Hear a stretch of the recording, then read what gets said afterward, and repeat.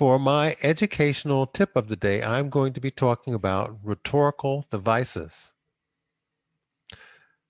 A rhetorical device is defined as a technique used by a speaker to encourage or provoke an emotional response or visual image in an audience through the use of language.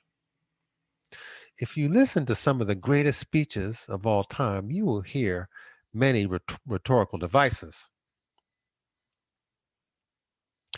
Rhetorical devices are very useful and effective techniques in a speech because in promoting an emotional response or visual image, you create a strong connection with your listener, and your speech is very effective because it will be very memorable and will be very motivational and inspirational to your listener.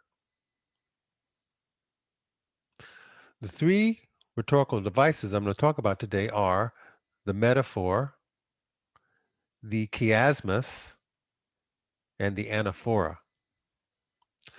First, the metaphor.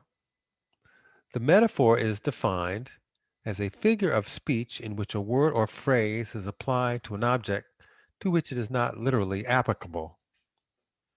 Examples of metaphors are raining cats and dogs.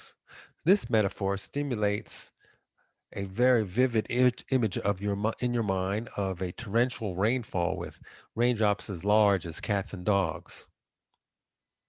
Throw the baby out with the bathwater. This metaphor stimulates the image of discarding something very valuable along with something worthless. During President Biden's inauguration, he used this metaphor. He said, politics should not be a raging fire burning everything in its path, even though that's what it seems to be. But in either case, this metaphor stimulates an image, a very vivid image that's hard to forget. When also during President Biden's speech, when he was talking about the death of George Floyd and racism in America, he used this statement, the knee on the neck of justice. Again, that stimulates a very emotional response in the listener. The next rhetorical device I'm going to talk about is the chiasmus.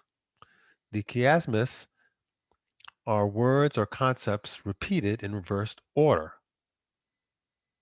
One example of a chiasmus is working hard or hardly working. I'm sure we've all heard that at one time or another.